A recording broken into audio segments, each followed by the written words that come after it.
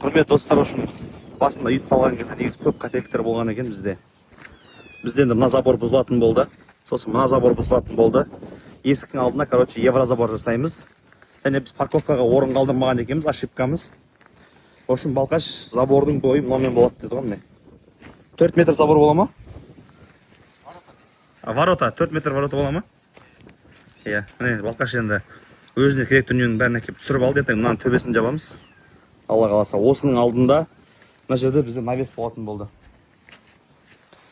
Міне қараңыздар, мынаумен мына үйдің ортасындағы расстояние мына жерде забор болады ғой. Сонда ворота мына жақта болатын болды. Ворота мына жерде болады міне. Мынадан кіресің да, бүйтіп машинаны мынаның алдына қоя саласың, в общем. Мына жаққа қоя саласың да. Ал біз мына жаққа негізі навес осы жақта болу керек болған. Біз бұл жаққа, озеленение жасаймыз, жаңа жасыл көгал, газон болады, гүл егеміз деген сияқты. Мына жақта отырып, жаңағы летний террасада отырып, мына жерден сол көгалға қарап отырып, шашкенге күшті ғой, демалып.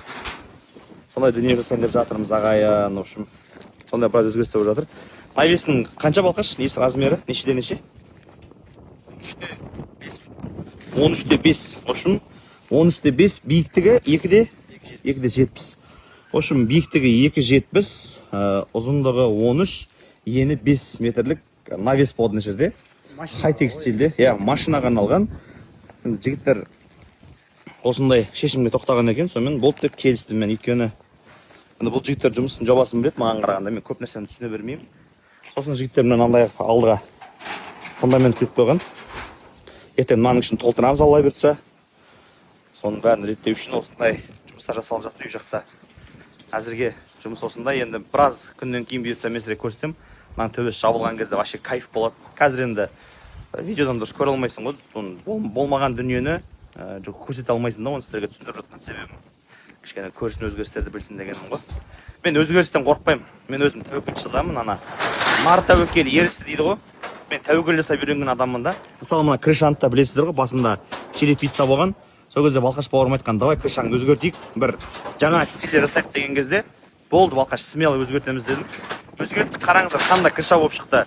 Үй қалай өзгерді, зато мощный үй болды да. Сол сияқты мына заборда дұрыс қаланбаған, біріншіден, Балқаш? Забор көбімен крыша сияқты көп ақша кеткен жоқ қой. Көп ақша кеткен жоқ бұл. Бұл енді мына жер, кеше мына жерде калитканың несі бар, құлап қапты уже. Жердің бетіне ана құйылған дейді, үшін. Одан кейін мына забордың мына связкаларын қараңыздар, мына связка вообще дұрыс емес қой мынау. Қарасаңыздаршы, арасын бір ашық еще связка дұрыс жасалынбаған. Негізі связка деген мынандай болу керек қой міне. Магазин болатын болған, парковка жылыстыратын. Сол магазин болады, бір жақ мына жерде сол магазинге бола. Кішкене пространствоны реттеп жатыр. Әу баста енді бұл жерде бізде магазин болмаған негізі. Магазин болмағаннан кейін өзгерістің бәрі болып жатыр негізі. Сол магазин қойғаннан кейін жігіттер біраз нәрсеге өзгеріс енгізіп жатыр. Сол үшін парковкаға орын қалдырып қояйық, мына жерде кішкене елдер ертең магазинге келіп жатса, мына жерге машиналарын қойып қояды деген ниет қой енді. Сондай нәрсемен кішкене өзгертіп жатырмыз ағайын. Үйдің виді қазір осындай болып тұр, Алла қаласа. Мына жақтың бәрін жауып жатқан себебіміз, біз үйдегі заттардың бәрін мынаның ішіне кіргізбесек, біз үйдің ішінде жұмыс істей алмаймыз, ары-бері айнала алмай қаламыз. Сондықтан да үйдегі заттардың бәрін осы складтың ішіне кіргіземіз да, Алла бұйырса. Сөйтіп үйдің ішінде емін-еркін жүріп, жұмысымыз жасап, обойымыз жабыстырып, бамбук панеліміз жабыстырып, ламинатымызды төсеп, мебелімізді кіргізіп деген сияқты үйдің ішінде бос пространство болған дұрыс ремонт болған кезде. Сондай ситуациялар орын алып жатыр ағайын. Сол үй жақта жаңалық осында, енді оқырмандарымның көп сұрап жатыр ғой. Үйіңіз жақта түсіріңізші, үйіңізде не болып жатыр деген сияқты. Сол оқырмандарымның сұрауымен, оқырмандарымның өтінішімен түсіріп жатқан жайым бар. Үй салып жатқан жандар болса, Алла жар болсын сіздерге. Солай. Аман болайық, міне.